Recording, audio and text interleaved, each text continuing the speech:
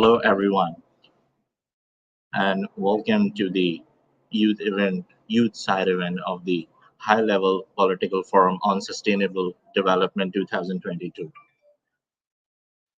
My name is Ali, and I'm live from the UN headquarters in New York City.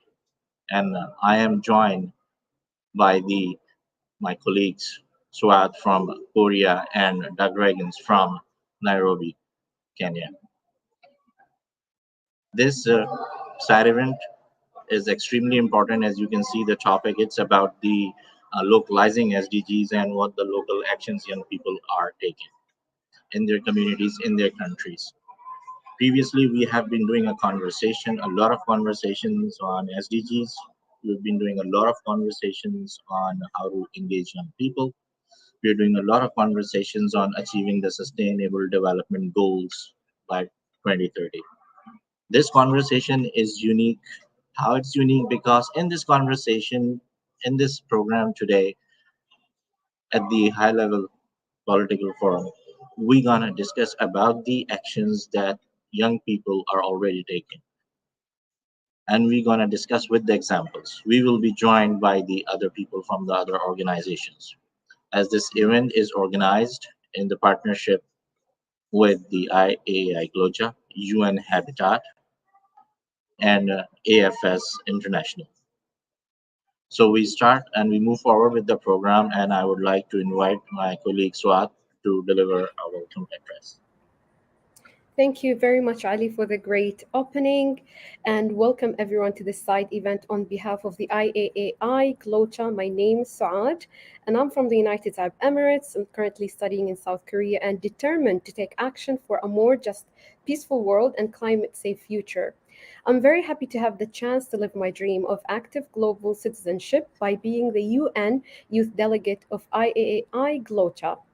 IAAI GloCha is a civil society organization based in Austria, which is building with several UN programs, governmental and non-governmental institutions, and youth networks, the GloCha Global Challenges Action Empowerment Partnership, which aims to get everyone everywhere empowered to take action for the local and global good in a meaningful and rewarding manner.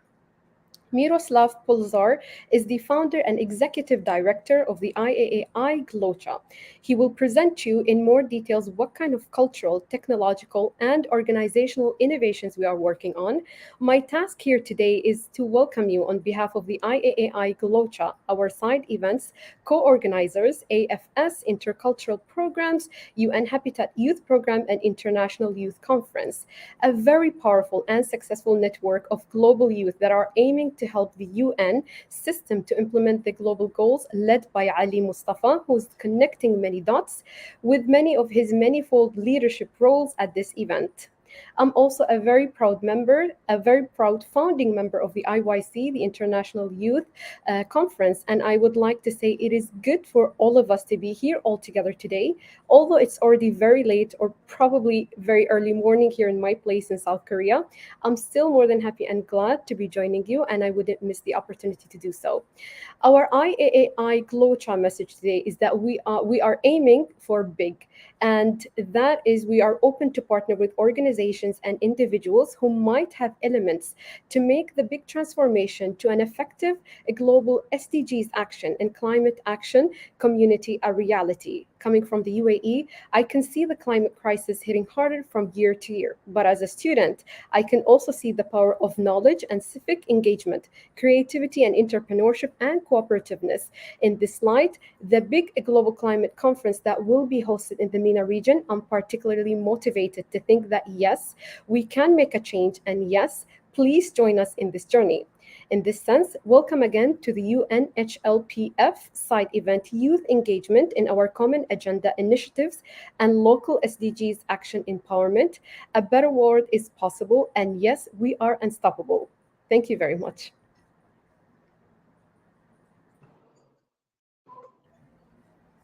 Thank you so much, Swat.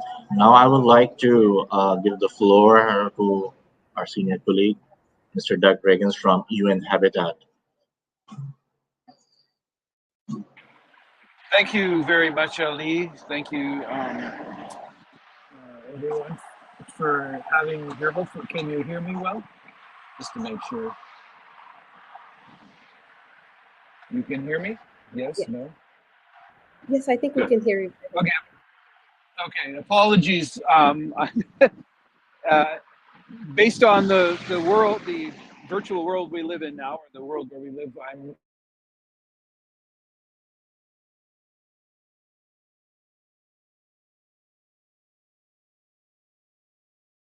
really honored to be here. I think it's a really important event that we're holding, bringing together really critical partners, IAAI, AFS, and ourselves, who are really we're looking at how we can network the world, how we can show how young people are making a difference, and that's what I've been asked to do is kind of demonstrate one of the products and tools that we're working on. One of the major focuses of the UN system, if not the major focus of the UN system, is the achievement of the SDGs, the 17 SDGs, which represent all the levels and areas of sustainability. We at UN Habitat, we are a UN agency mandated to work with cities and towns globally, so looking at urban sustainability. And we have come together with Fondation Botner, with, again, AAI and AFS and other partners to create, and local government and youth, to create a program we're calling Youth 2030 Cities. This program is, again, looking at how young people at a local level can achieve the SDGs, can achieve sustainability. What we've seen over the many years that UN Habitat has been involved in engaging young people in sustainability is that that it's whether we look at Agenda 21, which is back in the late 20th century, to the MDGs and such, and now to the SDGs, is that about a few years into when we begin adopting these as goals, we find out that localization is the critical piece, that it's the expertise and the way to achieve these things is through the localization of the Millennium Development Goals and now the SDGs.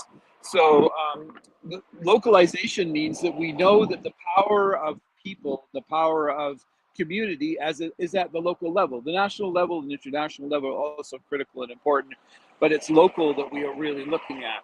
So if we're going to get it over the top, and to be clear, the SDGs, the 17 SDGs are supposed to be achieved by 2030.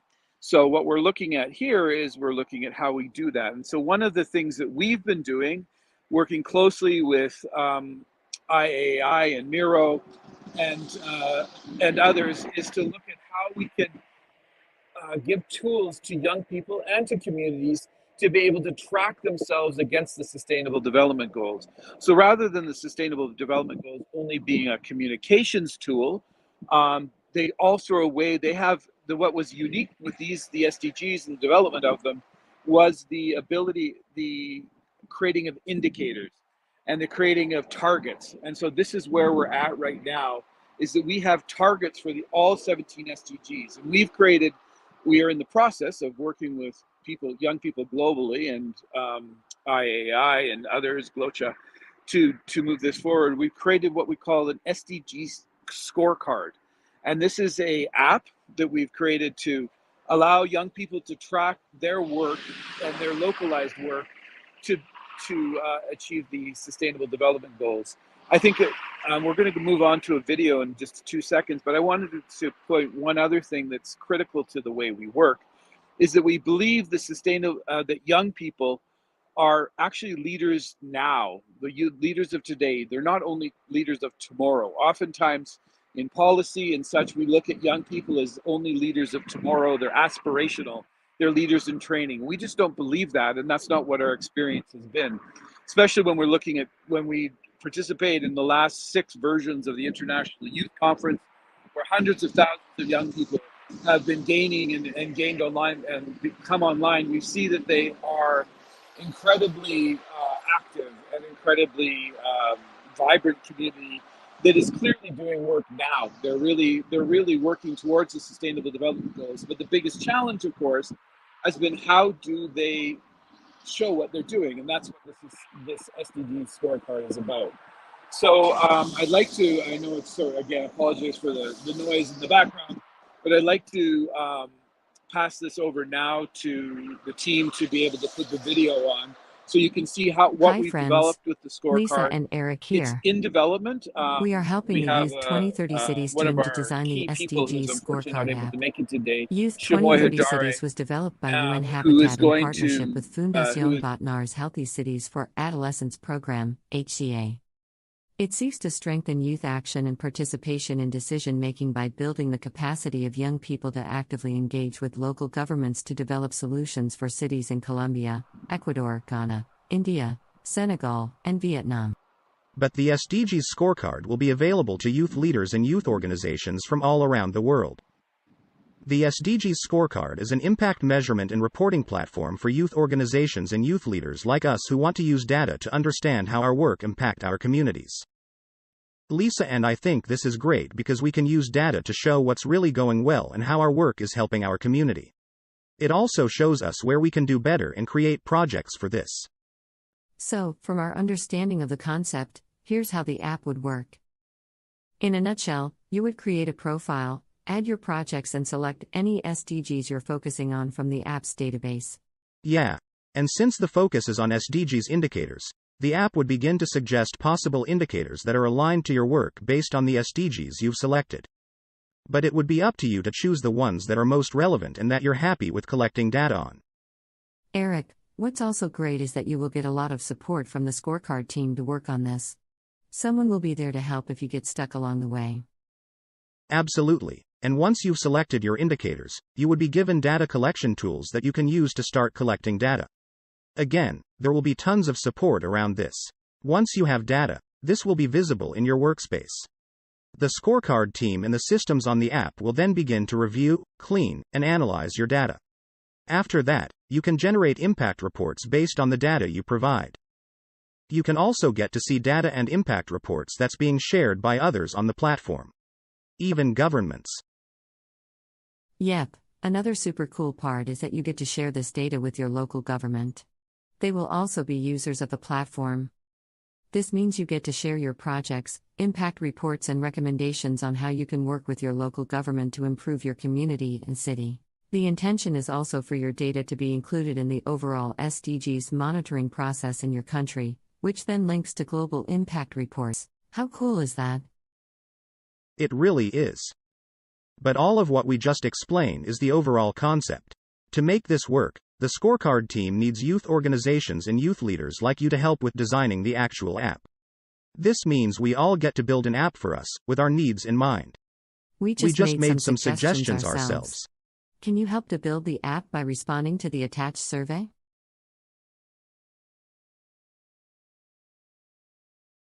Looking forward to your comments. Bye for now.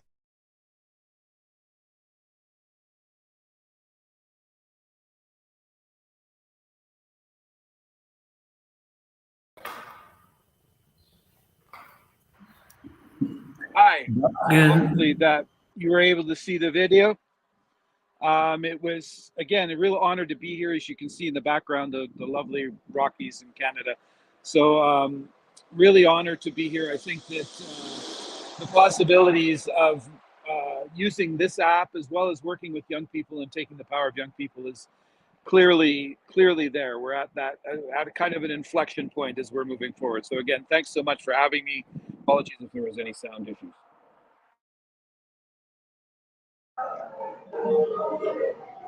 Thank you so much, Doug, and thank you so much, Swat, for the welcome address and very informative video on SDG scorecard moving forward in the program. Now we are moving forward towards the first session. And our first session includes two keynote and a panel of fantastic young people who are working on ground and who are actually creating an impact on the ground in their local communities directly with the people. Before moving to the panel, I would like to um, introduce Ms. Easter Yuri on the screen.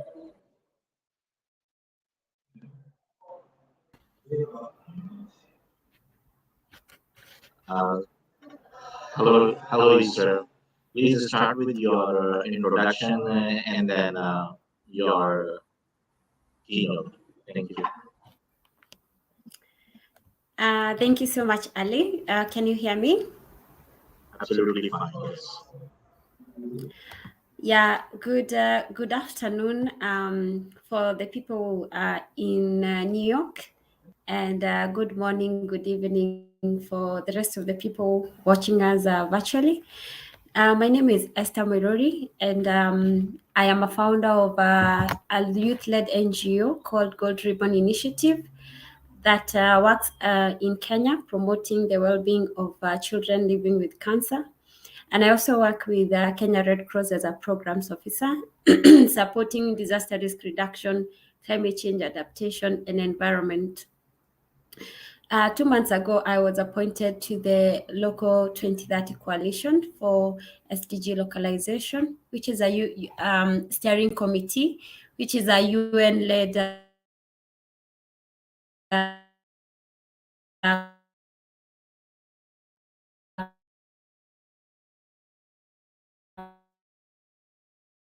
committee for empower local co-actors. I am delighted to participate in this important side event, and I want to extend my appreciation to the organizing team, particularly to Dr. Miro, Doug,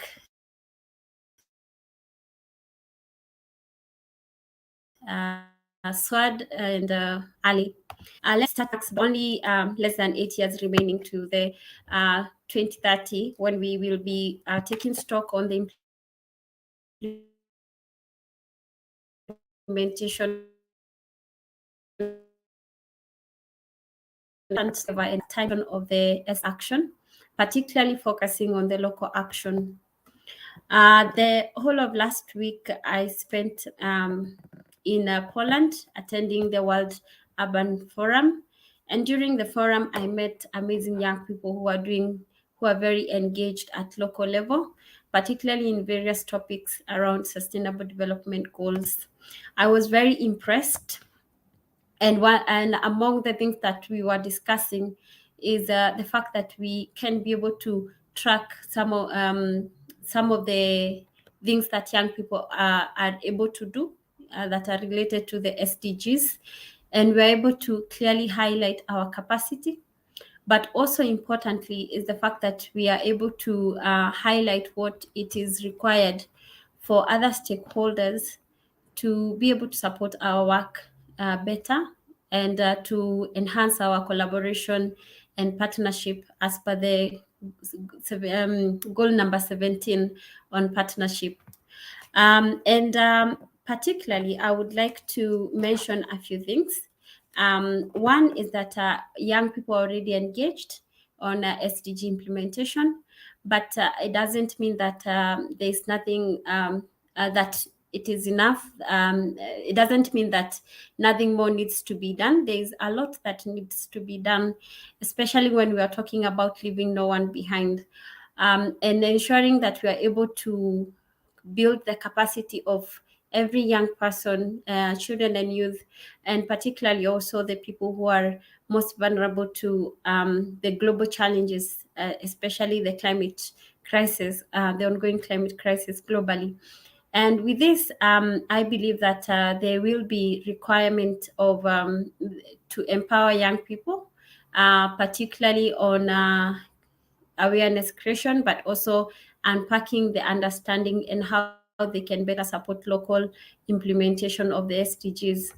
One of the things that were identified as urgent is the provision of tools and materials that young people can use to better implement, monitor, and track implementation of the SDGs at the local level. And I'm happy to see that the UN Habitat has also been taking lead in development of the SDG scorecard, which is a timely tool to enhance monitoring and evidence-based approach of what young people are already doing on the ground.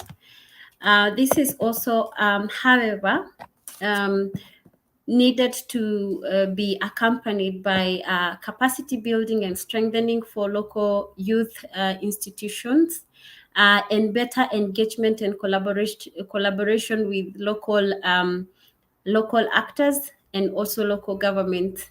During the World Urban Forum, one of the activities that we were doing and I was facilitating was a young humanitarian training, where we were able to present the tools or the guidelines on youth peace and security and the compact for young people in humanitarian action. One of the key outcomes of this training was the recognition of the importance of such guidelines for meaningful youth engagement at local level. It is therefore important that we were able to note that key stakeholders such as the UN and government can play a key role in amplifying the youth voice, but also highlighting some of the best practices that young people already and local action that is youth-led at the local level. And therefore, I would like to urge that the UN and the UN Habitat to continue highlighting and strengthening the youth voice in all the platforms that they can be able to do, but also looking at how we can be able to further strengthen youth engagement at local level by creating and awareness on some of the existing tools for youth engagement at local level, by ensuring that the local government and local actors have access to these tools, but they also understand how these tools can be useful to their work as far as youth engagement is concerned. The other aspect I would like to highlight also is the need for youth to be supported with the resource mobilization, but also accessibility. One of the challenges that young people are facing is a lack of resources to implement some of the activities that they have lined up for SDG implementation. But also there also exist other innovations that we have seen and initiatives that can be anchored to resource mobilize and also create employment for young people, but also be used to solve some of the challenges that we are experiencing. And I am certain that through the course of this session, we'll be able to hear more about some of these innovations, particularly geared towards digital innovation and how young people can take advantage of that opportunity to create employment, but also to contribute to solution development for some of the most challenging global issues that we are facing today. It is my hope that throughout this session, we'll continue engaging constructively, but also be able to highlight some of the gaps, but also some of the practical steps that we can be able to take to enhance meaningful youth engagement at local level, but also ensuring that there's also good institutional capacity for youth engagement and collaboration. Thank you very much. Over to you, Ali.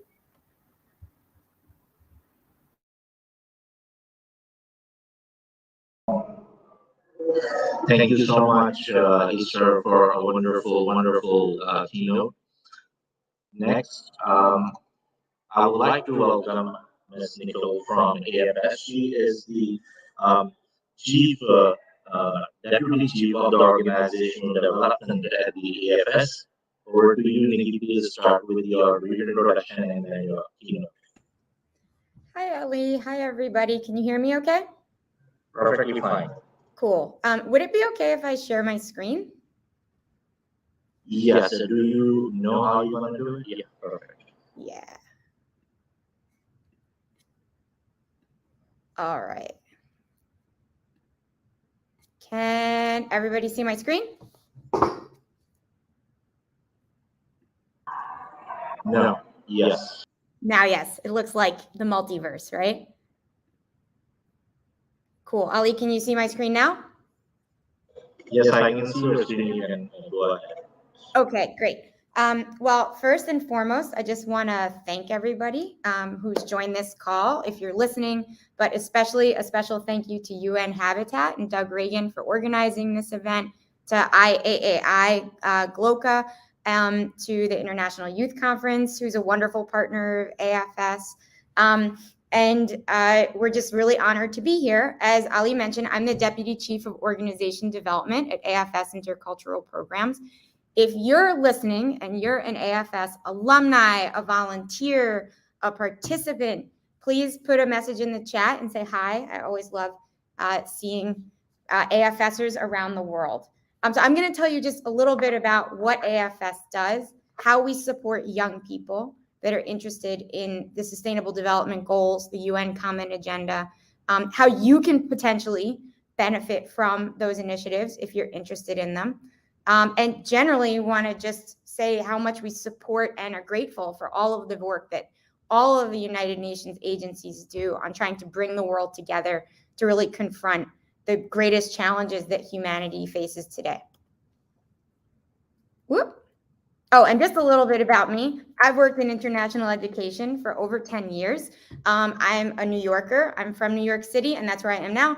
I lived in Mexico City for a while, and I'm married to a Colombian. So like many of you, I think, and people who work in our field, I have sort of an international background and connections. So about AFS, we are one of the largest and oldest international exchange and intercultural learning exchanges in the world. Every year, about 12,000 people participate in our programs. Most of them are high school students, but we do a lot of programs for adults as well. We have partners all over the world. Go to our website, find out if there's an AFS organization in your country. But we also have a network of 50,000 volunteers, programs in 113 countries, all sorts of workshops, orientations, trainings that reach over 100,000 people, school alliances, and a really amazing network of alumni. And like I said, I hope some of you on this call are alumni. And if you aren't, we would love to have you be an alumni. So before this call, I wanted to remind myself of the UN's Common Agenda, and I was rereading this summary. And this quote really struck me from Secretary General Antonio Guterres. So humanity's welfare, and indeed humanity's very future, depend on solidarity and working together as a global family to achieve common goals. Our challenges are interconnected across borders and all other divides. And these challenges can only be addressed by an equally interconnected response. And AFS believes this 100%. And so much of the work that we do is trying to help people be up to the challenge of creating those interconnected solutions and that interconnected response, right? And you know, both of the speakers, Esther and Doug, talked about young people. There are 1.2 billion young people on planet Earth today. And Doug specifically said, you know, young people, it's not like, okay, guys, in the future you get to lead. Young people, because there are so many of them, have a very active role today in addressing these challenges. And AFS believes that very much. So our impact goals at AFS are threefold. The first and most important goal is to develop active global citizens. And then we also work on globalizing schools and institutions and expanding access to intercultural education. But developing active global citizens is really the top goal, because if you want to do what Secretary General Guterres just said we need to do, that actually starts with a mindset change. If you're joining this call, wherever you are in the world, if you're one of the speakers or you're in the chat, you probably already believe and buy into the idea that our challenges are interconnected. But there are a lot of people in the world that either don't believe that, or they don't even know how to think like that yet, right? So a lot of the work that AFS does is trying to develop this active global citizenship mindset and then give people the tools to solve the problems that they see, right? So what do I mean when I say an active global citizen? Again, you know, over the weekend, I was in a small town, right? There were many people there who now I'm in a big city who have no idea that there's like a much bigger world out there, and they haven't had a lot of experience dealing with diverse people and places and cultures and things. So the first thing of being an active global citizen is just respecting difference. Also just understanding the concept, right? That you're a member of a global community. I always like to think of the astronauts who went to space and they took that famous picture where they look back at planet Earth for the first time and they're like, oh my God, we're all just on one small blue planet. The other is that understanding there's a connection between local and global, that what I do in New York City affects people living in Bogota, Colombia, right? And then embrace that role and realize you are not a passive person. You have a role to play here. So AFS has a lot of different ways that we try and create active global citizens. And I'm going to tell you about a bunch of them, but no matter what the program is, no matter what the offering is, we have a very specific educational approach. And that approach is that if you can have a person experience difference, right? And that could be any kind of difference. It doesn't mean study abroad. It could be actually a domestic exchange, right? One student from a school visiting another school. If while you're experiencing difference, you learn skills and you have the chance to practice them in a safe space, you can then go be an active global citizen that helps create a more just and peaceful world. And by that, we mean support the UN agenda and the Sustainable Development Goals, right? So this is our sort of theory of change at AFS. And if any of you listening to this call, if you are running an organization, if you're a young person that's helping other young people connect with the UN agenda, you can apply this theory of change to your work too, right? A lot of people, when they think of study abroad, they're like, oh, travel, you experience the world and then you come back and you're a better person. But it's much more complex than that. And that's a huge part of what we do at AFS with the young people and older people that participate on our programs. So if you want to be an active global citizen, AFS has tools for you.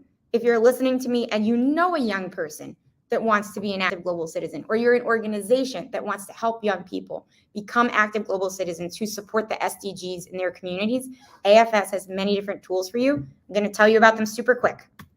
The first is our programs. We have amazing programs. This is our 75th anniversary of running exchange programs, and you can find all of those on afs.org. So these are in-person exchanges. But we also have virtual options. Esther spoke about access, right? And this is something AFS is extremely concerned with. And I think the pandemic highlighted this. Not everyone in the world, for various reasons, will be able to go on an in-person study abroad. And so we have to come up with many different ways to support young people in experiencing difference so that they can become active global citizens. So we have a really amazing virtual program called Global U Adventure, where you're in a virtual group with kids from all over the planet. We also have another version called Global U Changemaker, where you actually get to develop an idea that you might have that is specifically about tackling the SDGs. And this is in partnership with the University of Pennsylvania, an Ivy League school in the United States. And at the end of this, you get feedback on your project and you actually get a certificate. So this is a great program if you have a specific idea you want to work on. We have certificates for adults who are interested in becoming more globally competent. We have tools for teachers. This is an amazing free tool. It's called Effect Plus. And this is specifically for teachers that want to help their students learn about the SDGs in the classroom. I highly encourage you to look this up if you're looking for resources for educators. We also have an amazing event happening this year, although this is the 27th time this event is happening. It's the Youth Assembly. Registration is technically closed, but if you're in the New York area or in the United States, there's still time to sign up for this conference. You can go to youthassembly.org, and it's happening from August 12th to 14th. And this is for young people 18 to 32 that are really interested in the SDGs and furthering their professional development. And last but not least, you can become an AFS volunteer. We have 50,000 volunteers around the world, many of whom have amazing projects that specifically focus on tackling the SDGs in their local communities, but they tap into this larger global community of AFS volunteers. And we have really cool alumni. Again, I hope there are some alumni on this call. The youngest president in the history of Chile, Gabriel Boric, is an alumni. Jan Eliasson, Swedish diplomat and former Deputy Secretary General of the UN, AFS alumni. We even have astronauts. Samantha Cristoforetti is an Italian astronaut who's also an AFS alum. And so I would really ask you to find AFS in your country, and please connect with us. We are passionate about helping young people that are interested in becoming active global citizens realize that goal. We're extremely interested in supporting young people who are interested in supporting the SDGs, supporting the UN's common agenda. So please connect with us in your country. You can go to afs.org to find out if we operate where you live. And I want to close with this quote from one of the founders of AFS. It's one of my favorite quotes. AFS believes in youth, in its ability to see clearly, to see through the fog of propaganda, to see with the eyes of the heart. This is so of the youth of all nations, and it is to this proposition that the entire AFS is now devoted. And so with that, I'll wrap up, and I'm really excited to hear from some of the young people who will be speaking later on this call. And I just want to thank you again, Ali, and I will stop sharing my screen. And I will drop contact, email addresses, websites, all sorts of stuff. I'm about to put that in the chat right now. Perfect. Thank you, because a lot of people are asking for how to contact, how to reach out. It will be great if you can just drop it in the chat, and people can see and can reach you out and can be part of the organization. And thank you so much, Nikki, for this wonderful, informative keynote. We look forward to see you very soon. And thank you so much for coming in and speaking. So moving forward quickly, as we are a little behind time, we are moving forward towards our next session, that is a panel. Before I go introduce all of the speakers of the panel, just wanted to give you a quick background of these young people and what they do. The panel is about making a difference. It's not how they will make a difference, it's about how they have made a difference. In the beginning, I have mentioned that we have been talking about how to do it, how to achieve the SDGs by 2030, how to do this, how to do that. There was an element missing right from the beginning, and that was the inclusion of the grassroots level young people all around the world, that they should be included in the process of sustainable development goals, not just the process. Let them take the action and let us help report their action. Through the platform of the International Youth Conference, we reached out young people all around the world, and who were taking actions. We help them with their capacity building, and we can help them with all the resources we could in the partnership with the UN Habitat and the United Nations Department of Global Communication to organize this youth conference. So these young people who will be speaking today, they are already making an impact in their communities. They are on the way towards achieving sustainable development goals in their community by 2030. And let's hear from them. First, I would like to give the floor to Jessica Lee, so she can introduce herself and then talk about the work and specific SDG that she's doing in her local community. Jessica. Thank you so much, Ali. Greetings, distinguished colleagues, panelists, and participants. My name is Jessica Lee from San Francisco, California, the United States of America. I want to express my gratitude to International Youth Conference, UN Habitat, AFS Intercultural Programs, and International Association for the Advancement of Innovative Approaches to Global Challenges, IAAI, for organizing the event during the High Level Political Forum 2022 to celebrate the milestones of youth engagement and global goals contributions, while also reflecting upon ways for strengthening and improving capacity building and community building. I am honored to convene as a lead ambassador for the International Youth Conference. I aim to amplify the values of education, community service, and social advancement to empower and generate insightful discussions and meaningful actions as we highlight all 17 SDGs, including SDG 13, Climate Action, SDG 3, Good Health and Well-being, SDG 11, Sustainable Cities and Communities, and SDG 17, Partnerships for the Goals, as well as SDG 4, Quality Education. For the previous conference, I reached out to more than 50 colleges and universities and over 60 contacts.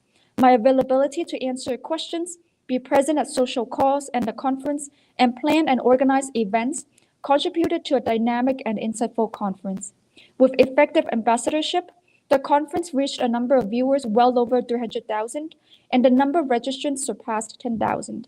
The statistics indicated a highly successful conference with youth empowerment at its core globally. Because of my dedication and community to working on the SDGs, leadership building, youth empowerment, and community building, I have been recommended to become a core organizing member for future conferences. I hope to bring an equal and yet amplify momentum and contribution to the conference and community and public service works working on the SDGs and social advancement. As an ambassador for Unite 2030 and lead of Cohort 7 Youth Delegate Program and Chief of Staff of the UNAUSA National Intergenerational Model United Nations, I highlight equitable youth representation in working towards the SDGs, leadership building, and civic engagement and political participation. We have garnered wide support for these initiatives and expect to see positive impacts on educating about and raising awareness on youth decision-making at the leadership table. As I work alongside changemakers and aspiring champions locally, nationally, and globally, I build rapport and global youth connections. And as for my work with IYC, I aim to connect global changemakers from Unite 2030, for example, and IYC, so that we can find ways to collaborate and create synergy in youth-led and youth-centered community building initiatives. And as through the campaigns that we have at IYC, for example, we have a climate story, climate action campaigns, and I have highlighted some of the works that I do. For example, currently I am a founder of the Climate Education Service Project, chair of the Climate Reality Project Bay Area Chapter's Young Adults team, and a member of the city's Heat and Air Quality Resilience Project. I bring awareness to local community response regarding extreme heat and various climatic, environmental, and oceanic topics. I am now organizing a webinar on extreme heat and public health on July 16th with medical professionals, including a physician and UCSF pediatrician speaking on the panel. The webinar aims to explore community response initiatives, tips, and public health topics related to extreme heat temperature, ways to innovatively keep cool and maintain healthy living while minimizing emissions to the climate environment, are highlights of the webinar. On September 17th, I am also organizing a cleanup event with local NGOs and community leaders to clean up the neighborhood in San Francisco. I live in a metropolitan city, and the global pandemic has disrupted social livings and interactions. For youth and young adults, there are less active community engagements now. Therefore, through IYC, I hope to continue working in local community efforts to uplift and empower the young generations to amplify their community contributions by recognizing their authenticity and using their talents to advance community goals. And as IYC, we hold conferences throughout the years. We are trying to hold conferences at different cities. And I hope that by doing so, we will touch upon some of the unique city characteristics and also urban governance related to youth-led perspectives and also to youth-led centered initiatives and projects. My works are amplified at the global level, as I am also a member of the Children and Youth Constituency of UNFCCC, specifically working on SDG 13, 14, 11, and 5. And as co-chair and global focal point for food and agriculture organization, the World Food Forum Youth Action Track, I aim to amplify youth action and influence in food security and the agri-food systems. We are prepared for the flagship event held in Rome, Italy, from October 17th to 21st, engaging inputs through the youth survey, which we continue to receive responses until July 15th. During the 2022 UN Ocean Conference, alongside youth representatives, we greeted and met the FAO Director General and Deputy Director General to discuss many pertinent topics, including food and food systems, science and scientific research, aquaculture and fisheries, dietary preferences and traceability, and agri-food systems. I continue to work in endeavors working on the SDGs, creating bonding and trust, as well as amplifying community enhancement, which are essential in maintaining cohesion. And all my works align with the missions of IYC. And I thank IYC so much for giving me the platform and also giving me the opportunity to create strong support in streamlining operations and also effective communications in bringing and uplifting youth throughout the whole world. Thank you so much.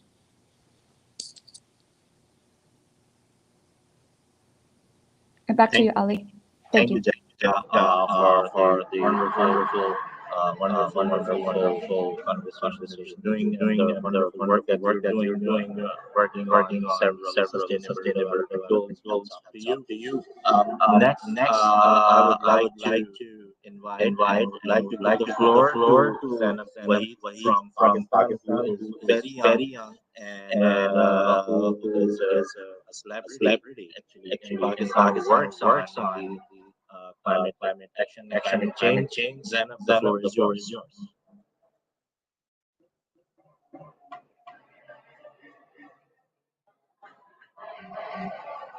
Right, thank you very much. Can you hear me clearly? Right. Okay. Thank you so much for giving me the platform, Mr. Ali. Thank you so much for having me here. I'm always honored when I get a chance to speak at International Youth Conference and any of their live streams, any of their streaming. And so, thank you very much for having me. I'm also very thankful to United Nations Habitat, working for a better urban future, for organizing this and for this side event. Also thankful to AFS and the IAAI international organizations for really organizing this platform to give those members of the international youth that are working in their communities to create a change. When I talk about myself, I'm a climate activist from Pakistan, Lahore, and my work. As I said, focuses on the 13th SDG, that is taking immediate action to tackle climate change, that it entails. I've had multiple achievements in relation to my climate activism, and they have been enhanced and amplified by my work at international youth conference instances of how I'm creating at grassroots levels on the ground in the society in Pakistan. I was selected last year by the United Nations as the delegate of Pakistan to an international conference, the Youth for Climate Driving Ambition event, which was organized before COP26, to take on youth voices on the board to enhance and implement the and really integrate the youth voices in political decision making at the actual COP26. So that was a good step by the international community to recognize the potential that youth carries. Moving on, I'm also the ambassador of Pakistan's Horticultural Authority, and under that mandate, I've been leading afforestation and plantation drives across Pakistan, especially in Lahore, and multiple educational institutions as well as in public spaces such as parks. And then last year, when I came back from Youth for Climate, I've been working hard to implement the manifesto that we created there on the grassroots levels in actuality. So in that connection, I've met the Italian ambassador to Pakistan, I've met the German ambassador to Pakistan, I met the Saudi ambassador to Pakistan, I met the American Consulate General to Pakistan. I met all of them, presented the Youth for Climate manifesto to them, and suggested how this manifesto can be an important step forward in the relationships of Pakistan with each of these countries and implementing and really enhancing climate change and climate action that the countries are taking. Moving on, I also met the Youth Minister of Pakistan, Mr. Usman Dar, who's the last Youth Minister of Pakistan, and I was the first one to establish the idea that climate education should be made a part of the national curriculum framework of Pakistan, and also suggested how certain parts of the Youth for Climate manifesto can be integrated in the climate change and national climate action policies. Further on, I've been in with dignitaries such as Greta Thunberg, such as Vanessa Nakate, such as Archie Young, and other dignitaries who've been giving me guidance and reading how I interact with people of my community and how I can better enhance the action that I am taking. And in relation to my Youth for Climate participation, I was taken by the BBC World Service for an hour-long debate, and I was the youngest ever member to be on their panel discussing the really digging into how successful COP26 really was, whether it was a success or whether it was just foul play. I was also taken by the BBC Radio, BBC TV, BBC Service multiple times, as well as Channel 4 News and other international platforms, news channels, and radio channels. That is just a brief summary. And then again, my work at International Youth Conference as lead ambassador has really enhanced how and really taught me useful lessons on how I can learn from my peers from around the world and how I can enhance my climate action further and further. So this is because fear. So fear is the really rational factor that to take climate action. It is fear of an uninhabitable earth. It is the fear of not being able to find water when my countrymen and my country's animals are dying of thirst, but the rivers have dried up because of climate change. It is fear of wars breaking out, of worsening intercountry conflicts. It is fear of disease, hunger, refugees, war, and so many other social economic problems. It is the fear of worsening status quo of the already very problematic community frameworks of our society. So it is really fear that for a very, very catastrophic future that motivates me to take action against climate change. And I really hope that my climate action can be amplified and taken on by others in Pakistan as well as in the world. And I learn from other peers of mine in the world to shape how I work forward, move forward. And again, thank you very much for having me and for giving me the chance to be able to share what I've been doing. Thank you very much, Mr. Ali. Thank you very much, Zainab. Ali is going to recognize in a few moments. Meanwhile, he solved some things with his issue, but now we're going to continue and go on with Jean-Marie. Jean-Marie, you can introduce yourself and have the floor for yourself.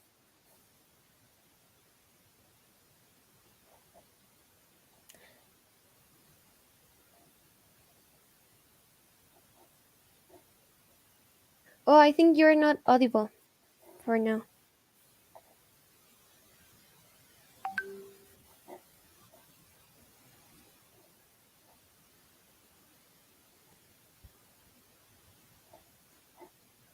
For now, we will continue. Meanwhile, you solve your audio issues. We'll go and continue with Priyanka Chahal. Priyanka, if you want to take on the floor. Thank you, Shira. Hey everyone, my greetings to everyone. Good afternoon, good evening, wherever you are right now. My name is Priyanka. I'm from northern state of India, Haryana, and I'm also the director of International Youth Conference. And today I would like to thank AFS, IAAI, Urban, UN Habitat, and International Youth Conference. Am I audible, Shira? Yes, you're audible.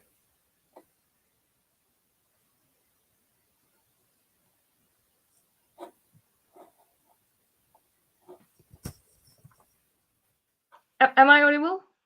Yes, Can you you're please just tell audible, me? Priyanka.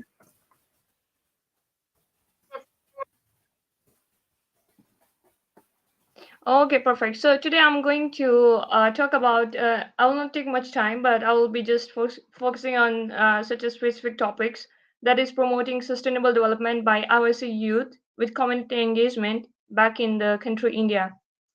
So youth, when empowered with the rights and resource guidance trainings, they can be drivers of the community transformational change, as we all are aware of. But the thing is that now youth have to work on local level to advance local efforts and to develop holistic approaches to sustainable development. And who are the one to provide them on the local level where they have no resources, no trainings, and nothing. So, however, by engaging their community, so we at IYC are doing just taking the youth from the local level and taking the grassroots approaches. There are many IYC ambassadors back in India as well, which are playing great roles on the local development and implementing the SDGs on the local level in the countryside and empowering the youth on and there. But what does sustainable development really entail, and how can local governments, local youth harness the power of their community to spark real and tangible change? As we all are aware of this fact that according to UN, sustainable development is defined as development that meets the need of the present without compromising the ability of future generations to meet their own needs. So, if we say that, in other words, sustainable development requires us to find a way to live our lives and to make economies prosper while conserving the planet and eradicating the inequalities. So basically, there are many young people out there on the local level in the countryside of around the world that who are not even aware of what are the SDGs and what is United Nations. So by this kind of conferences like IYC and other kind of conferences, so they are always effective in taking those and building up those leaders in that area. So one leader or one IYC ambassador can make a change in the community and can empower the surrounding the community, or can just directly connect to the local government and can make a change, or can just lead any initiative there to empower other people. Anyway, to concretize and to support this type of development, the UN formulated the Sustainable Development Goals. We are all aware of this fact. Now, these action oriented initiatives by IWC youth reflect change making capabilities, knowledge to empower communities, and implementing the SDGs. Now, I just have one question, but I will also answer this question by myself, that how local community engagement with local youth can help achieve sustainable development, and how IOC is playing a huge role for the youth empowerment on the local scale in India. Coming back to the answer, that while the sustainable development goals are large scale, overarching goals for the countries to strive towards, but the deal is that real change starts on a local scale. And by informing residents and directly involving them with the young people in any actions taken towards the SDGs will be really effective. And those local youth can directly affect the local governments. And we know that local governments not only have a much better chance of actually achieving progress, but they also ensure that the measures should be taken are adjusted to the local context and directly that serve the community. We have many ambassadors back in India, IWC ambassadors, and there are many projects that they are taking. I'm gonna explain and just gonna tell in a brief about one of the projects. That in my state, Haryana, it's a very not so developed state, but somehow it's growing so far. So there are several strategies that the local youth are taking out there, including the IWC ambassadors.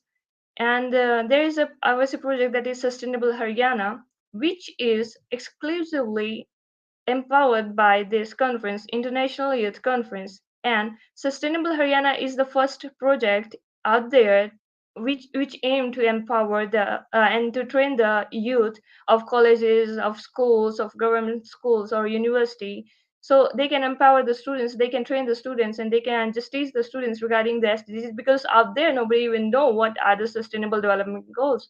So first the knowledge is needed, first the awareness is needed, then by making the decisions or by discussing, then the youth can take approach in different directions for longer lasting positive impacts.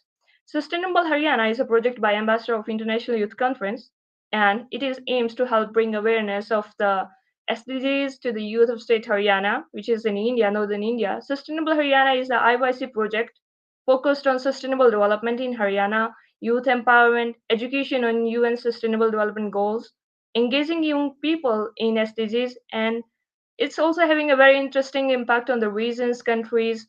So this state is having 22 districts. Now, this ambassador, IYC, is also having the guidance of the on under this project.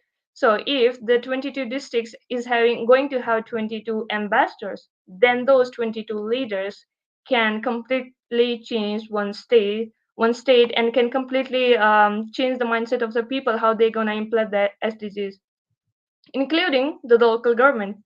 So when programs and projects are created with youth leadership, young people have a complete different approach to the project and development itself. That's what we at IWC are doing.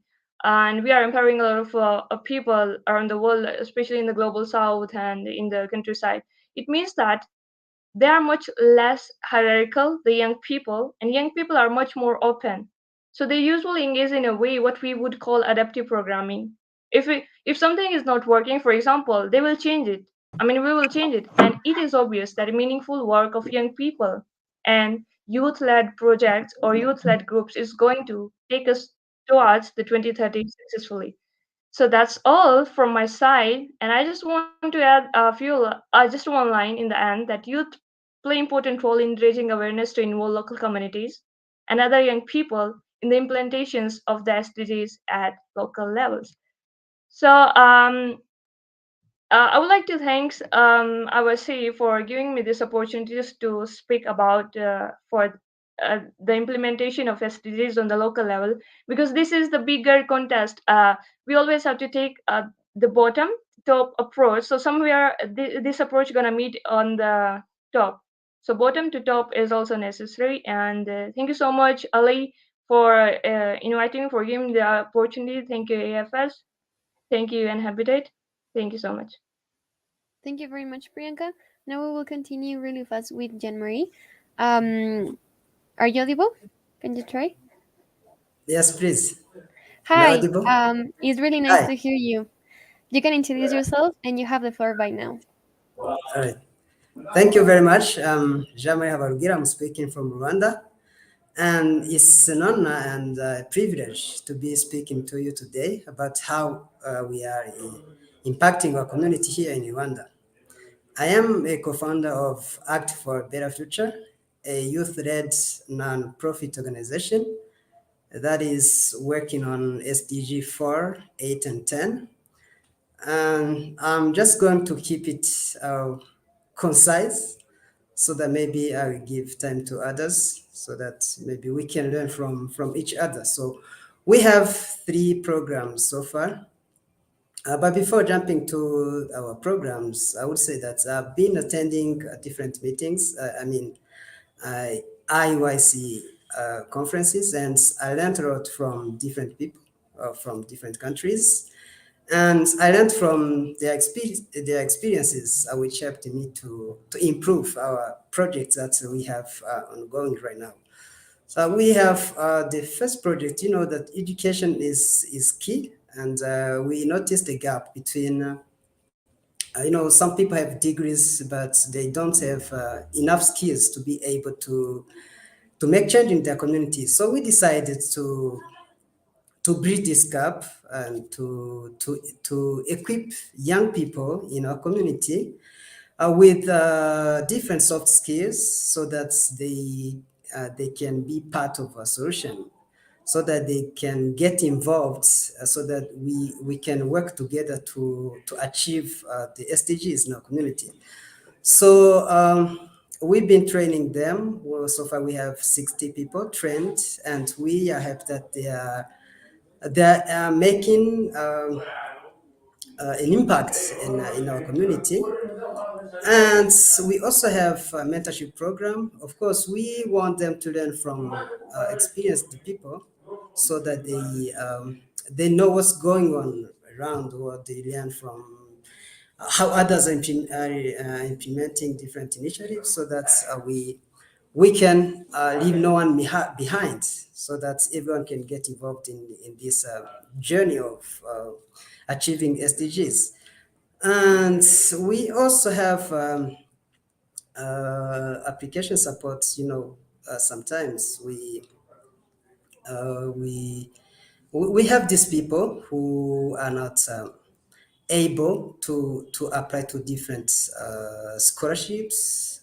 As I said, we are working on quality education, but of course because we have a special focus on underprivileged people, communities, including refugee camps. So that they don't have enough access to education, different scholarships, even job opportunities. So we help them to identify different jobs and scholarships, fellowships, and then we help them in the application process so that they can get the opportunity.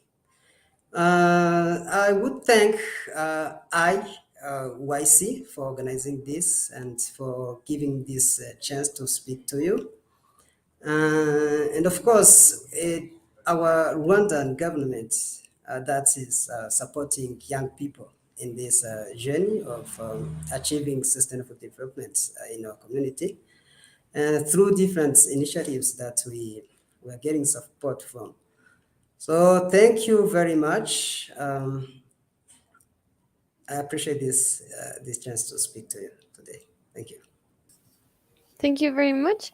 And for now, um, I am going to introduce myself really, really fast. Hi, I'm Shirabe. I think that many people that are from the Generation Network and the IYC Network have already um, listened from me, but really, really fast, I am going to introduce for the people that don't know me.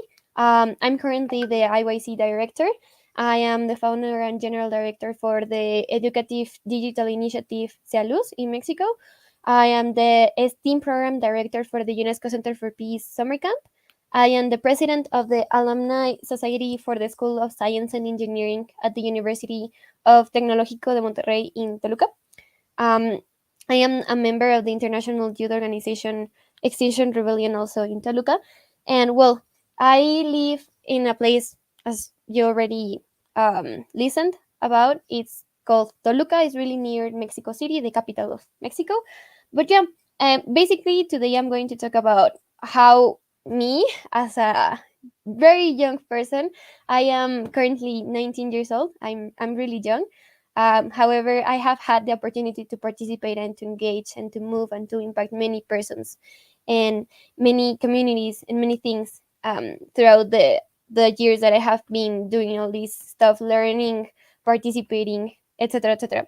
In specific, talking about IYC, IYC in general, I can say that it gave me different things that impacted me to therefore impact in a better and bigger way my community and the persons that surround me. uh, for example, a more realistic perspective on the problems that we have nowadays in the world, hearing it from the people that have been speakers that have these interactions one on one with those who suffer the most from these issues. But not just that, as part of the youth, I have been totally empowered to be a youth, a young global citizen, knowing that you don't need the money or the recognition nor any of the status to speak as one speaker in one of the biggest forums as IYC is. When I was so nervous but so excited to participate in my first panel discussing something I'm so passionate about, as it was the main theme of that panel, education for my marginalized youth.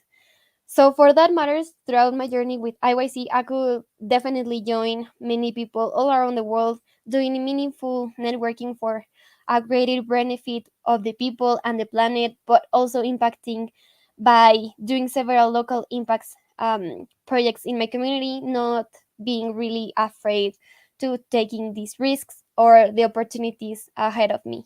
So, I'm surely working, first of all, in the SDG of quality education in specific for students that do not possess a good quality education, those in specific that are marginalized and found vulnerable.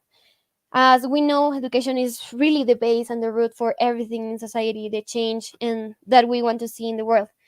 In Mexico, and specifically, it has a lot of complications. It is insufficient. It is unequal. And the quality is uncertain due to the lack of misinformation.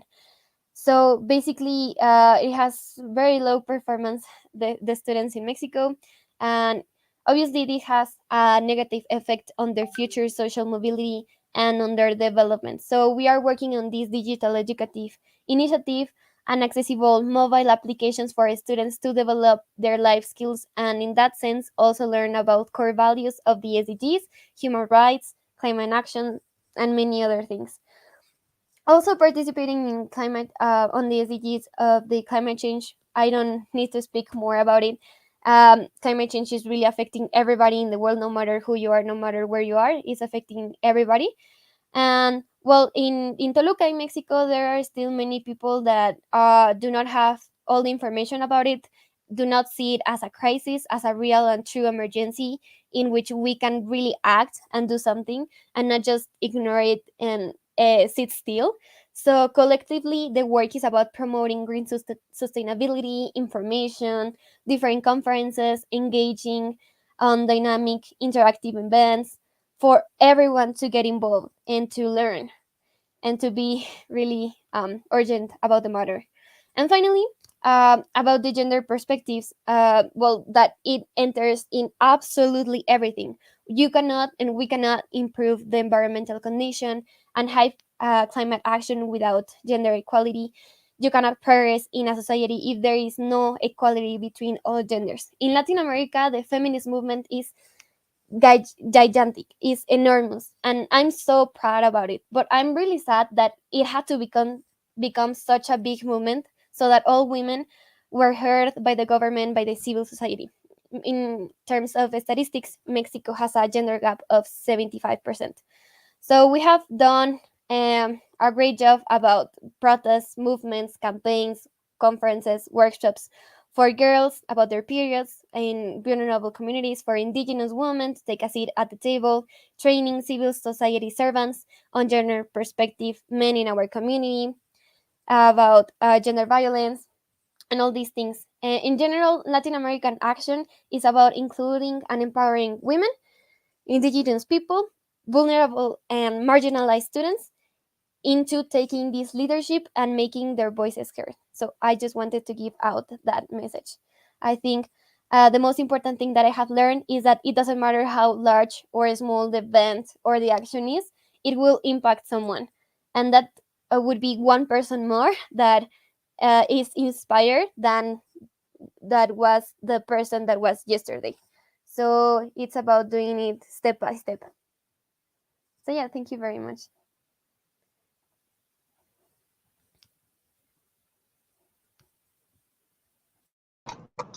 Thank you so much, Shurabi, and all other speakers, all other young speakers. As we are running little over time, moving forward to the second session, I would like to give the lead to Dr. Miroslav Polzer, who would lead the session and the program and the event from here onwards. Thank you so much, Miro, for giving us this opportunity. I would like to thank you on the behalf of all the young people and the AFS Intercultural Program for this opportunity, and looking forward towards the session that you're going to lead. Thank you so much once again, and over to you, Miro.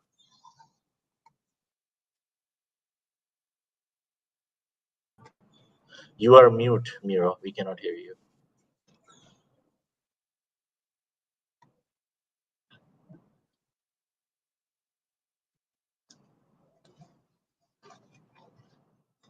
Still cannot hear you. You're not audible.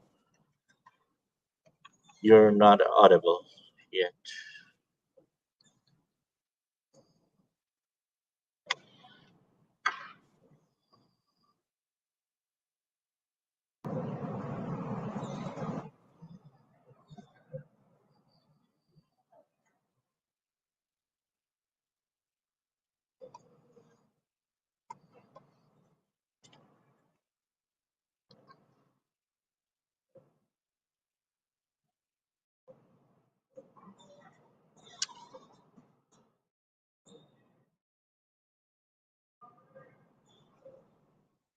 Okay, can you hear me now? Yes, perfectly. So good. Everyone, it's a pleasure being with you, being with IYC, the International Youth Conference, and here all youth voices from around the world. And IAAI GloCha is proud to be a fiscal sponsor of the IYC initiative and network. So my contribution here and focus today is the digital innovation part of youth engagement. And I have here summarized some of our main points, and I will focus on this slide and then go through some other elements and details very briefly to give also our partners the opportunity to say a few words. So the main message at today's event is the UN system, to put it bluntly, is not delivering good enough results. It's ineffective. The climate crisis is growing and things like this, but there is some kind of hope if the UN system innovates itself towards all of society engagement, localization of SDGs and youth. And we are seeing this with our common agenda report of the Secretary General, with the Action for Climate Empowerment program of the UNFCCC, and localization of SDGs focus of the UN system. There is hope. And the solution is systemic innovation with a strong digital innovation component. And why we are so happy to have today's event and to announce our partnership and roadmap is that I see in the SDGs scorecard app that Doug has presented from UN Habitat Youth Program, and in combination with the work that we are doing in the field of NFTs and building an individual climate action dashboard app, SDGs action dashboard app, that we have the elements combined with the powerful networks of our partners that we can be thematic leaders in the field of building digital solutions for the UN system as regards youth engagement. And here you see the logos, UN Habitat with its Youth 2030 Cities program. GloCha is this Global Challenges Action Empowerment partnership that we are building. Digital Art for Climate is our flagship initiative, where we have demonstrated how NFTs and blockchain technology can empower the individual to contribute to climate action. UNIC is our tech partner. AFS has this big global network, and IYC has strong networks. And also on this session, we will hear from youth that has worked with us in youth engagement activities, where they see potentials for coming together. And another message here is that we have now this opportunity to be contributing important knowledge and solutions to the UN system in the context of our common agenda and the Summit of the Future, which will be in September next year, and in the context of the UNFCCC process and the COP27 climate conference in Egypt this year, and COP28 in the United Arab Emirates. And for this, we will have on the 8th and the 9th of September this year at the UN headquarters, New York, conference where we will bring everyone together who wants to work with us on these digital tools and digital solutions for youth climate action empowerment. And I will very briefly go now through some of these slides that you see more what this means, digital innovation for youth empowerment. So this is a collection of the finalists of our Digital Art for Climate art competition for the COP26 climate conference. You see here also the link to YouTube video where you can then watch more, and the whole presentation is also available on the HLPF exhibit page, so you can have a look there. So the challenge is empowering and engaging everyone, digital innovation, blockchain technology, NFTs as a key enabler, and Digital Art for Climate, as I said, is our flagship initiative where we have concrete solutions developed. We are aligned with the United Nations as regards goals, and we have the process knowledge, we have the trusted partner label, so to say, and we are working on this together.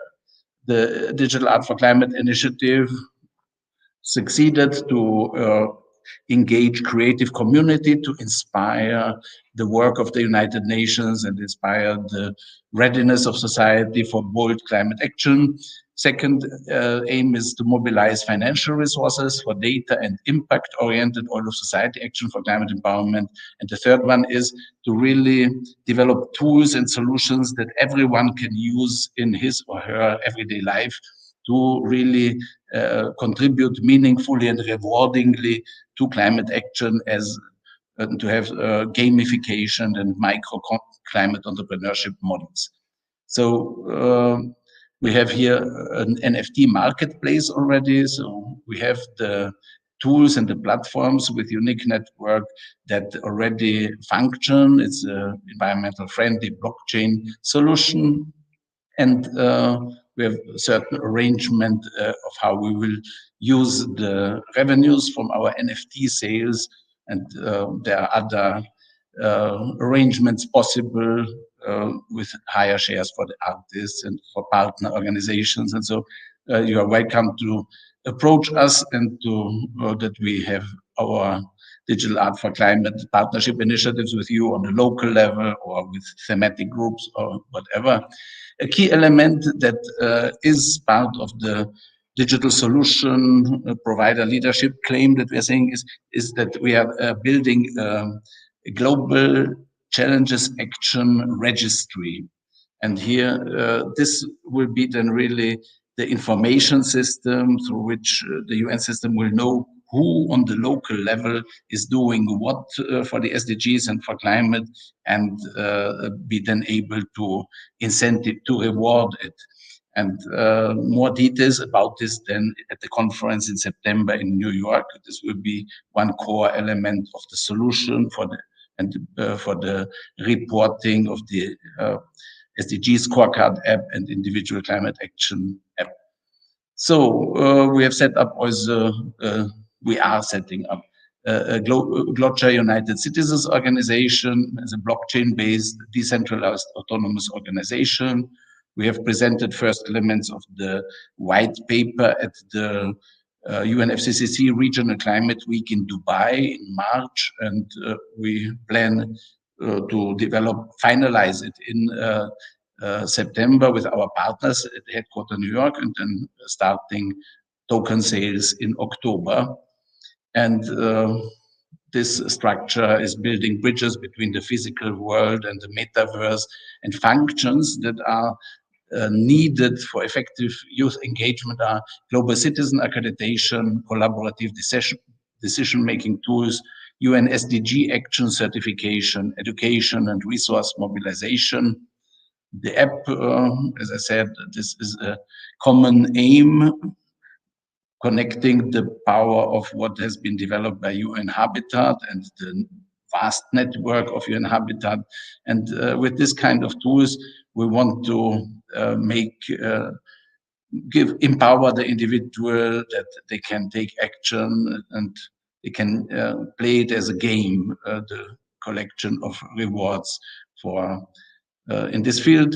And the key next step is the conference with UN Habitat Youth Program and with Botnar Foundation, with members of the Climate Change Coalition and Digital Art for Climate Consortium in September in New York. And we are partnering with the Ministry for International Cooperation of Egypt to have activities around COP27 in the field of digital art for climate.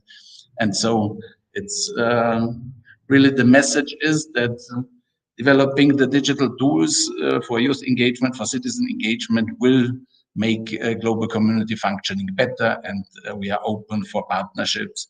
And with this, talking about partnerships, I'm giving the floor to Irina and to Sol and to Penny and Sarah, who are our partners. Irina is our tech partner from Unique Network NFT platform, really the mother of Digital Art for Climate initiative, and passionate global citizen. Sol is also a partner of Digital Art for Climate. Sarah has been with us, collaborated with us for a youth engagement program at the Stockholm Plus 50 conference, and Penny is with Generation Climate Europe, one of the biggest youth organizations coalition in the field of climate action in Europe. And we all together will find ways to work together. And Michael is here from climatescience.org, looking at how to use education to empower people, but also how to integrate educational components in the SDG scorecard app, the GloCha individual climate action dashboard app that we are aiming at. And with this, Irina, to you. I hope I was not too long. Thank you, Miroslav. It's a great pleasure to be here today, and thank you for such a full information and presentation on our initiative. The only really important thing that I would like to add is that as a tech partner, we have built a platform, we've delivered on the technology, which is the Web3 infrastructure. It is really the digital transformation step from the centralized Web2 platforms to Web3 platforms, where we give power to the users, to the community. We guarantee privacy and data ownership, and we do this via non-fungible tokens, which basically means that we can digitize any physical asset, any digital asset, and tokenize it and create an economic value around it. So without collaboration and without community and really an ecosystem, these platforms cannot really deliver on their promises. So having a community built around it, having artists contributing, having climate use activists, climate community being active on the platform is crucial for the success of climate action and technology powering climate action. So my call to action to you today is please reach out if you have music initiative, if you have art initiative, if you're thinking about any other type of creative activity that can be digitized, that can be exhibited and potentially sold on the platform or auctioned off. We are here to listen to you and to collaborate with you, because we do need a feedback from the youth community specifically, because this platform is meant to be inclusive and give power to you to reach out to the world via the web technology and to utilize it for resource mobilization. So this would be my very short message. Please use our contact details, digitalforclimate.space. You have our emails, or reach out to me or Miroslav. You have all our contacts, and we are here to make it inclusive for you and give you the opportunity to participate in all the upcoming activities that Miroslav have mentioned. Thank you very much, Irina. It's such a pleasure working with you. And now to Sol Moranbrosa, building a big sustainability-focused ecosystem and expert on how to use music for youth engagement and all of society engagement. Please, Sol, share with you some of your thoughts and perspectives. I would like to begin by thanking GloCha, IAAI, UN Habitat, International Youth Conference, and AFS for hosting this event. And it's really wonderful to be here with Digital Art for Climate and beyond, as well as the honor of sharing this opportunity with the inspirational participants here. Well, once upon a time, we didn't even know if the earth was round or flat. We couldn't even conceive of the fact that there may be other humans in other parts of the world. Well, today we have the science to inform us about the universal system of life, of which we are a small part, as well as the technology to connect us, such as this call. Therefore, one of the strategic steps that I share with GloCha, IAAI, and others is the belief that one of the most effective transitional tools we can co-create in time to reach our sustainable future is to connect civil society and positive social impact initiatives by building an online community. And together, we would collect the resources to do so. And as Nicole said earlier, in order to reach a sustainable future, we need solidarity and unity. It's clear that in order to overcome the current global challenges, we must come together, work together, and we need all hands on deck. The good news is that for the first time in history, we have the ability to communicate, coordinate, and now we need to orchestrate a complex, multilateral, worldwide action begun already by some of the people on this call. From system change through our world leaders to bottom up through the participation of civil society, any action, even a fraction, makes a difference in the end. And considering the IPCC report, which reveals the fact that we are facing multiple tipping points, we know that we need a critical mass as soon as possible. I grew up in a musical family, and I believe that the power of music has what it takes to enable SDG action for youth engagement. During these strange and difficult times, I and many others are on a mission to unite voices and come together to raise the awareness and resources through music and other arts in order to create a global network of people, initiatives, educational content, and sustainable solutions. Be One Together for a Change is a global singing campaign where you can participate and be empowered to take personal action for climate change. Inspired by the We Are the World campaign, we plan to create a global music video compilation so that no matter where you are, you can participate by learning a simple series of hand signals to a song and then upload them, and we'll combine them into a creative musical compilation. We're singing UNICEF's 50th anniversary called Together, speaking to how children in disadvantaged communities are facing the greatest challenges, and even though they are not the main contributors. Together, we can make an impact. Let's do this. I'll put the link in the chat, and thank you for the opportunity. Thank you very much, Sol, for your great work and your inspiring words. And at the end, we will then also share the video if time permits. And with this, we come to Michael Backlund from Climate Science Organization.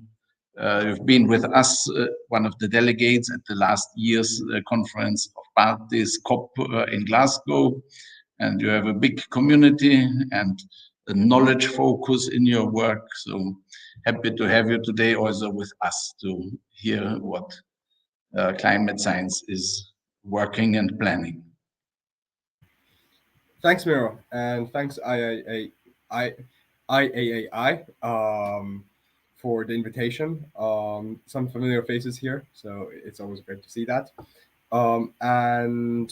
Climate Science is a youth-led organization, youth-founded organization that creates science-backed content that's easy to understand, because solving climate change is complex, but not complex enough that it's impossible to understand what's happening. The problem is that the information that people have is just inadequate. So anyways, I'm going to talk a little bit about climate science a little later, but first I want to talk a little bit more about the need for digital innovation and digital content.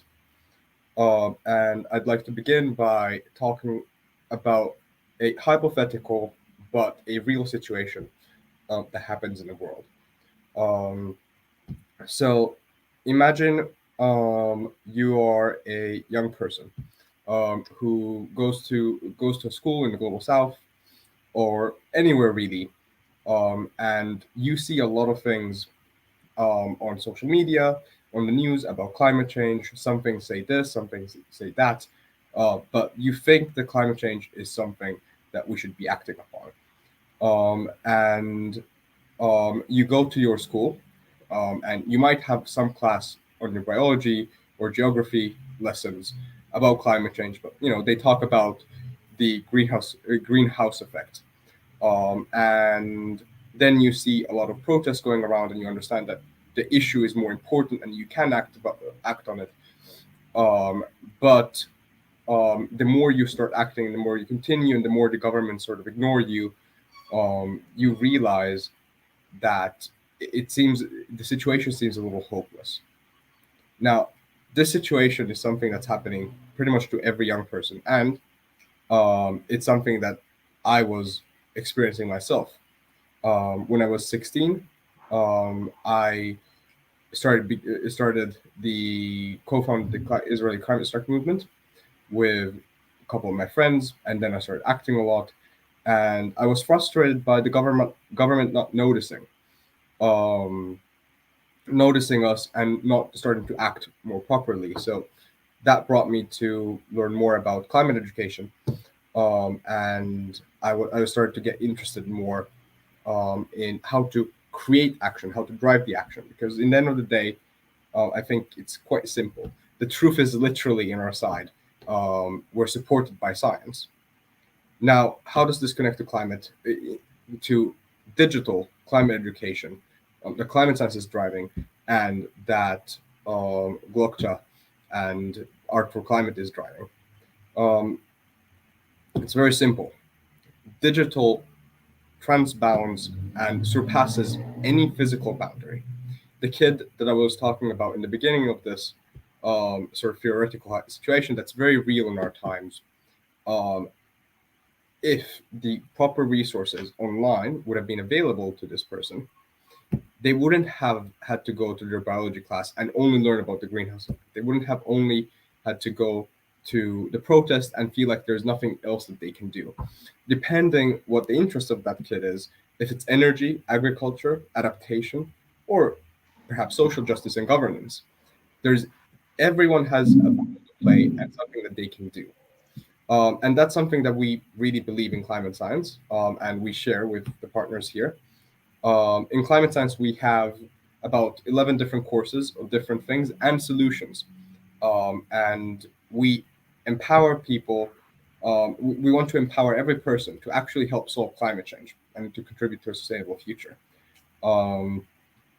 So we have courses, we have different programs, and we're now open and we're actively searching for different partners who want to help engage our learning community, which is consistent of hundreds of thousands of people, and help turn that knowledge and that yearning to solve into actual tangible work that is addressing the issues that are facing us. So digital innovation and digital content is important because it can reduce the inequalities that we have. Of course, there are some challenges in terms of providing equal internet access across the world. But the important thing to remember is to look at the potential of where it can go and where it can lead. Because regardless wherever you live, regardless of your political system, and regardless of, given that you don't have censorship, but regardless of Ministry of Education's development, with internet and with digital education and opportunities, you can be anyone. You can participate in any program anywhere. And I think that if we succeed to unlock the potential and create a lot more diverse opportunities for people, I believe that that can really unlock our power to create change. So with that said, I'm happy to give it back to you, Miro. And if anyone's interested in getting in touch with climate science on unlocking this power, I'll put my email in the chat. Wonderful. Thank you very much, Michael. I was a very firm believer in the power of knowledge and delighted to see climate education innovation that is tailored to the needs and to the emotions and whatever of young people in particular and children. So happy to have you here. And now to Penny Kapusuzoglu from Green Climate Europe, not Generation Climate Europe. Hello, Please, can you hear me? Yes. Fantastic. So hello, everyone. I must commend all of the speakers before me for their very informative insights and presentations. To introduce myself, I'm Penny Kapsuzoglu, project co-lead on COP27 at Generation Climate Europe. GCE is the largest coalition of youth-led networks at the European level across 46 countries and 381 national organizations. We advocate for stronger action on environmental and climate issues by and in Europe that proactively and regularly include the voices of young people. It is pertinent to acknowledge our common but differentiated responsibility in achieving a carbon neutral and sustainable world. At the core of our strategy going into this year and to COP27 later in the year is intergenerational justice. Intergenerational justice should be at the center of our structures and our path forward in ensuring that present and future generations have equal rights to a planet where people and nature thrive. It's our intention to use these next months to strengthen and channel the voices of young people in Europe into COP27 in order to push governments around the world to comply with the Paris Agreement while remedying the inequalities among generations and countries. So our thematic working areas of biodiversity, circular economy, clean mobility, climate justice, and sustainable development span over teams within GCE whose work will additionally inform the key contributions we make at COP27. We intend to highlight the voices of European youth in international fora and UN processes, and to continue our mobilization efforts as youth participation in climate action cannot just be a one-time event. It needs to be regular and recurring occurrence, incorporated structurally into decision-making processes at the institutional level. We see great potential in the strategic alliance of digital innovation for local youth and climate action empowerment, particularly in helping to foreground the diverse experiences of youth. There is no singular youth voice on climate change, and this proposal for digital innovation could be phenomenally utilized to share different perspectives in a range of negotiations and settings. As for our part, GCE utilizes our network for advocacy and awareness raising regularly in webinars, workshops, reports, and climate roundtables. To that effect, there's a great opportunity in our hands to mobilize, highlight, and listen to youth in the next steps of this innovative strategy. And the SDG scorecard from the beginning of the presentation additionally offers a unique means of data collection and analysis that could benefit all youth organizations. Everything that I've heard in this session is quite promising and are possible linkages and points where all of our groups could align. We need the meaningful engagement and mobilization of youth in the development, implementation, and follow-up of decision-making processes on the issues that affect us all. All of the youth speakers that we heard earlier on really hammered this in. And you may read more about our activities at Generation Climate Europe on our website, linked in the program, and our social media on Instagram, Facebook, LinkedIn, and Twitter. Thank you for having me and for organizing this fantastic and informative event. Thank you very much, Penny. You are great. Generation Climate Europe is great. And it was a pleasure to have 3 of your members in our delegation at the UNFCCC Intersessional in Bonn in June. Really very inspiring and positive to see the power, knowledge, and determination to contribute to global climate governance. And for us, it's also very important to connect with you because we are also Climate Pact ambassadors, EU Climate Pact ambassador. I'm personally I'm one. And this EU Climate Pact is a very valuable social innovation, public sector innovation that has been introduced by the European Union because we need some kind of new social contract. And the EU Climate Pact is really a step in the right direction. And also there, I think with the right tools, we will help to make it successful, that people will really collaborate better for effective climate action, and that we can then also scale up and replicate this model around the world in the context of UN programs. Yeah, this is somehow my vision, and I count very much on GCE to be our partner in this, and hope to have also several of you in New York with us. And then we are also in conversation with the EU Climate Pact coordination in Austria, that we will have a Youth Climate Action Empowerment Festival in October. There again, the invitation to join us. And staying in Europe, Sarah Welter from the Dutch Youth Network, Sustainable Development Delegate.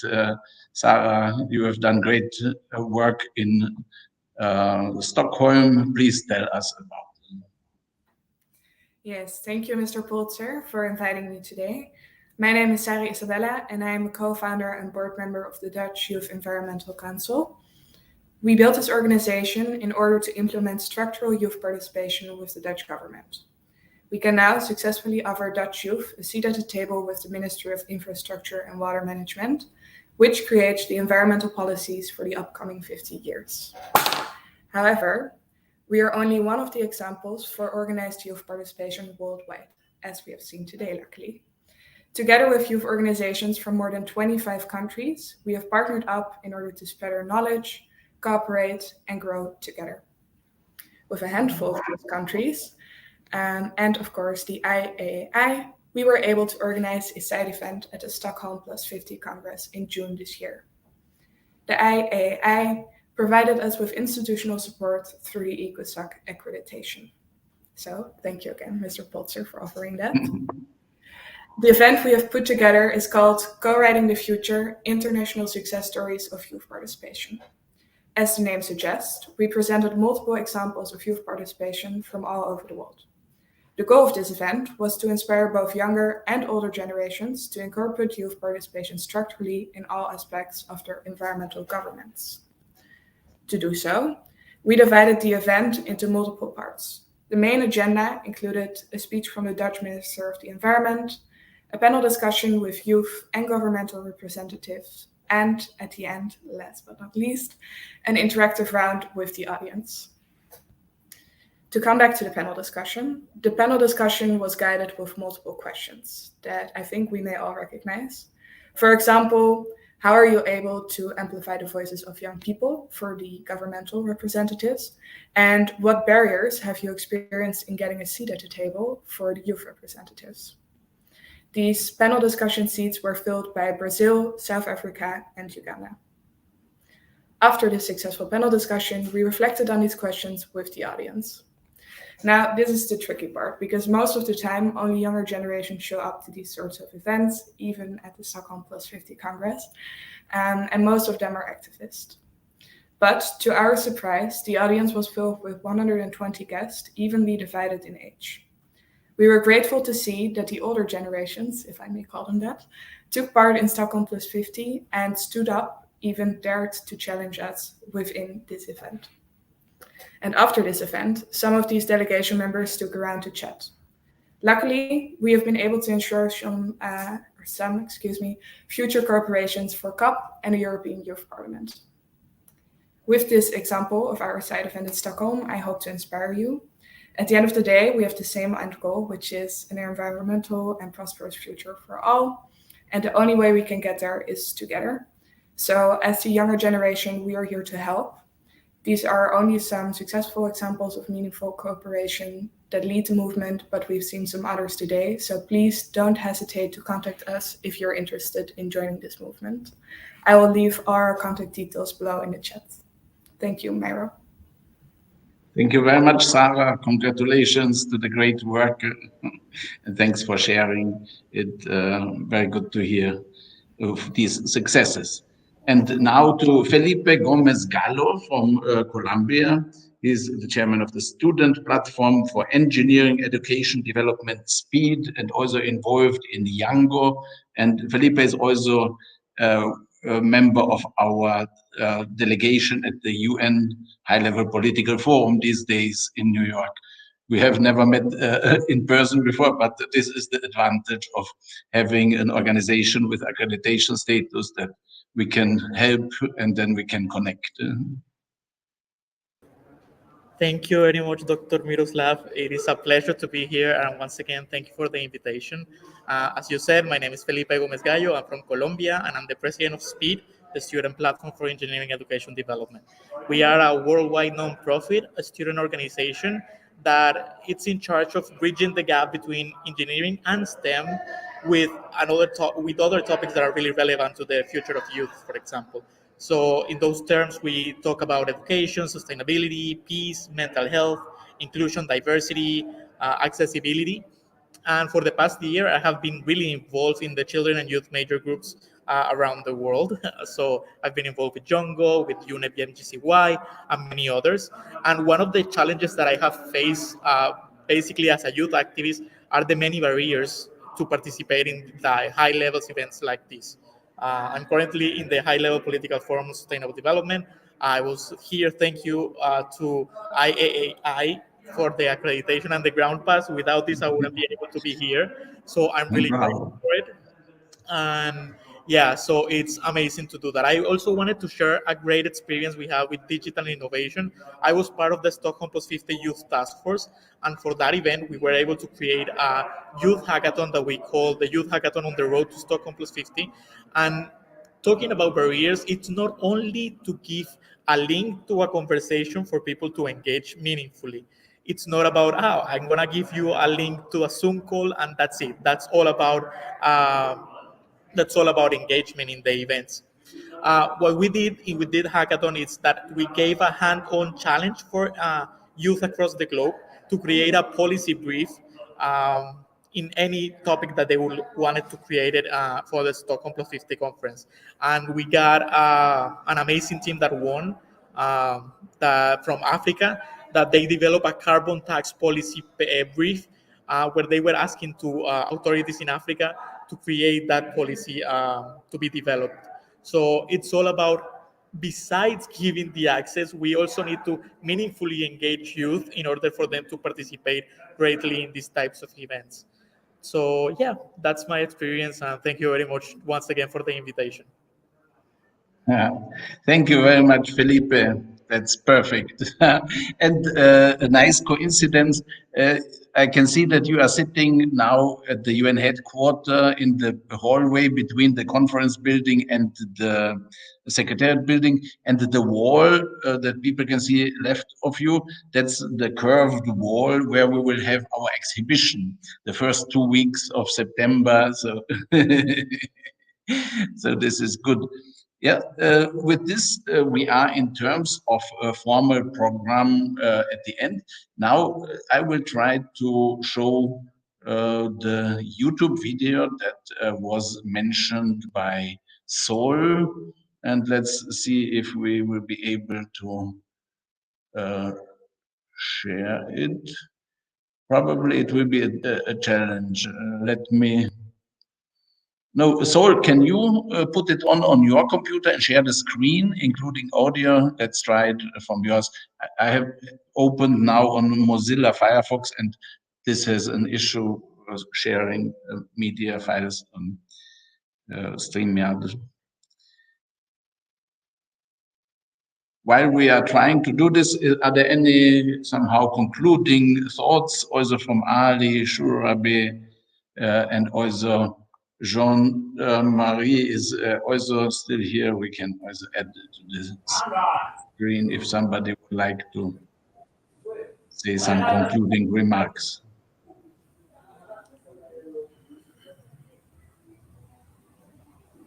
Ali, our big leader.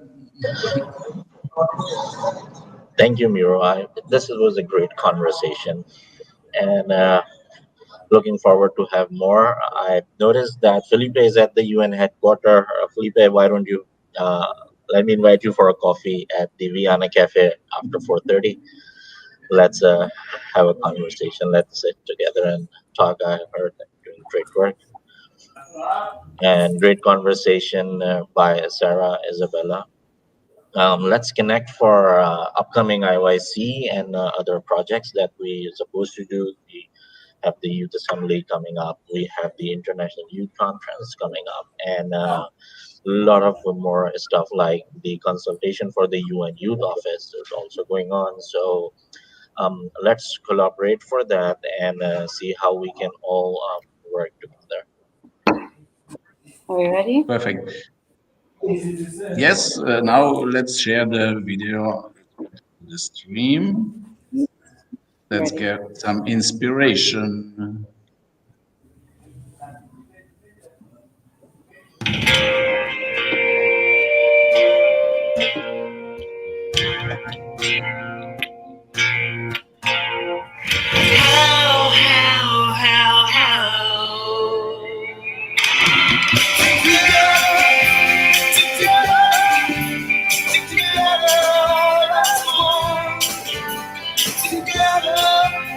Together it can be done.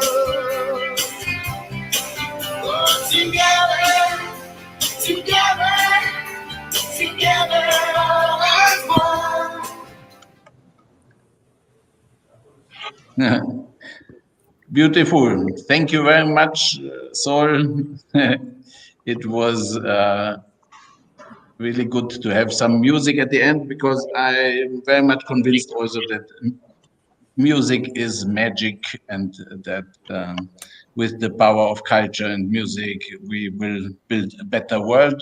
And I will share also with you a concept note for the events on the 8th and the 9th of September at UN headquarters, and you are welcome to provide your suggestions and input and to join us there for the next step of building digital innovation solutions for youth empowerment for SDG and climate action. Wishing everyone a great day. Thanks for being with us. Thanks for your great work. Okay, so one more thing, Miro, before we finish, we skipped one speaker because he didn't have the internet connection in Nigeria. So Okay. I would just like to give 5 minutes to our youth speaker from Nigeria. Shirabi, you can introduce him and give him the floor. Okay. So yeah, we have here Abdullahi. But I think the whole he's joining. It's just that well, I'm going to briefly introduce him. He's from Nigeria. He's from Africa. So right now he's having connection issues. However, he has a lot of professional background in different projects such as Green Life, coordinating different programs aiming towards the agricultural side for sustainable development in Nigeria. So yeah, he's here with us right now. So okay, Abdullahi, are you here with us right now? Yeah. He is connecting, but we cannot see it, his video. Yes. Hi. Can you hear me? Yes. Not yet. Okay. Good evening, everyone. Hello. Hi, we can hear you. Yes, we can hear you. Please go ahead. Okay. It's actually evening here in Nigeria. Yes, as a matter of fact. So I would actually want to start by saying one or two things about sustainability. Though even with the the United Nations effort on attaining stability, sustainability, both in the the educational aspect area and the livelihood, I think the local communities have basic tools lacking for proper sustainability to take place. I would want to take a case study of Nigeria, my country. Are you with me, please? Hello. Yes, we can hear you. Hello? You can continue. Okay, can you hear me? We can hear you. Okay, I would want to take an instance of Nigeria, my country. For the past months, the body regulating academic activities within university has actually been on strike, and the federal government have been unable to actually meet the requirement for the organization. Therefore, students have not been able to resume school. This is taking more than 6 months now. So I just want to take an assumption of Nigeria now. How can sustainability be achieved, even with the fact that SDGs have a laid down principle on attaining such sustainability in 2030. So I believe the actions of the youth, and I think importantly conferences held by the IYC can actually play a part to see that we begin to work locally. When I say locally, I mean we can, aside being an online organization saddled with saddled with bringing up conferences that talks about sustainability and development generally. I think it is important for us to get grassroots structures. Grassroots structures would not only assist in us achieving SDGs, but it will in turn make sure that the processes, the basic requirement for those SDGs are in good place. Because I feel it's not just having a plan, but putting basic tools, requirements for that plan to take place. So the IYC have more to do, and we are ever ready to see that we play a role to attain the sustainability whereby one is not actually dependent on another. A process whereby one can actually do basic things on its own without waiting for maybe an outside authority to be able to achieve what he wants. So in conclusion, the little thing I have to say is, as we all know, since sustainability is a basic, is a worldwide since sustainability is a worldwide focus, there is need for, since it's a societal goal, and I basically know that it has 3 dimensions. This ranges from the environmental, economic, and social dimension. So, the economic dimension are things that a country actually has a role to play there. But if we look at the societal and the environmental, in areas, for example, areas in Nigeria today, attaining sustainability when it comes to the environment is actually a big call. Yes, a big call, because this is, even though we have a federal ministry that tries to see, attaining that environmental factor, bringing about sustainability, where we look into, climatic factors and the rest of them. I think we can try to do a grassroots work. So basically, in support of a grassroots work, and more grassroots, mobilization and structure formation of IYC within every country, most especially, so that we are able to touch the grassroots communities. So this is just basically what I have about the team. Thank you very much.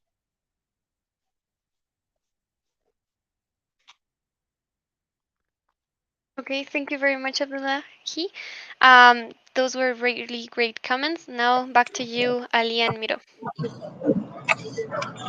At least give a heads up before putting on the screen.